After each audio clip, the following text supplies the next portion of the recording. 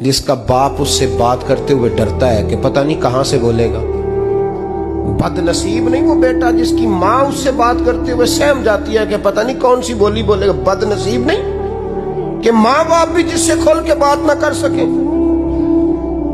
حضرت مالک بن دینار سے کہنے لگا اماں نے جب کہا نا شرم کر تو مجھے غصہ آیا, میں نے ماں کو تھپڑ مارا اور میری ماں جلتے ہوئے تندور میں گری.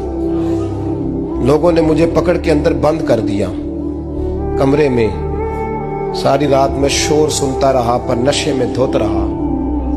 سویرے آنکھ کھلی تو میری بیوی بیگ باندھ رہی تھی.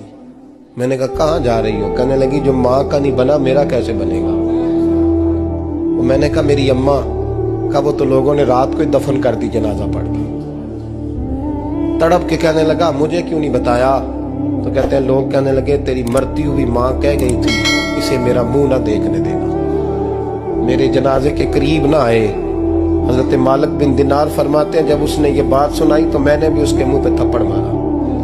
میں نے کہا تو اسی قابل ہے. کہتے ہیں وہ رونے لگا حضور دعا کرے اللہ مجھ سے راضی ہو جائے. کہنے لگا جب ماں کی انتقال کی خبر ملی تو میں نے کلاڑی لے کے وہ ہاتھ کاٹ دیا جس سے ماں کو مارا تھا.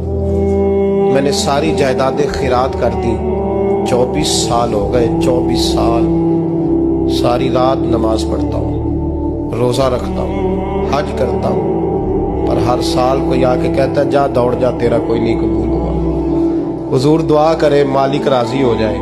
فرماتے میں تھپڑ مار کے آ گیا. میں نے کہا تجھ سے راضی ہو جائے اتنے ظالم سے؟ امام مالک فرماتے رات کو آ کے سویا تو مجھے خواب میں رسول پاک کا دیدار ہوا.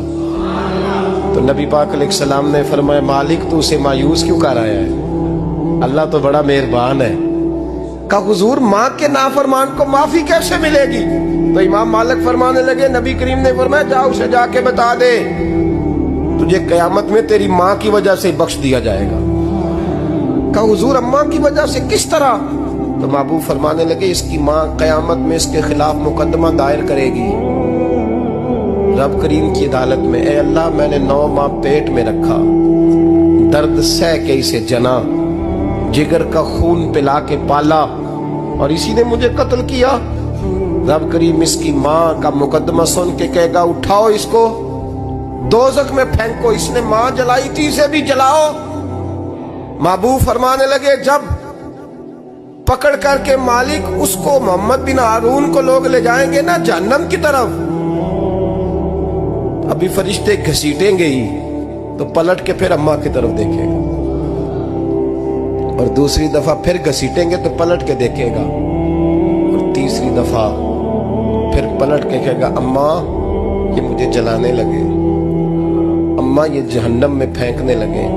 میرے حبیب فرمانے لگے وہ جل کے مرنے والی ماں وہاں بھی بول پڑے گی, کہے گی یا اللہ چل میں نے معاف کیا تو بھی معاف کر دے. اے اللہ میں نے معاف کیا تو بھی معاف کر دے. اللہ تو معاف کر دے اسے.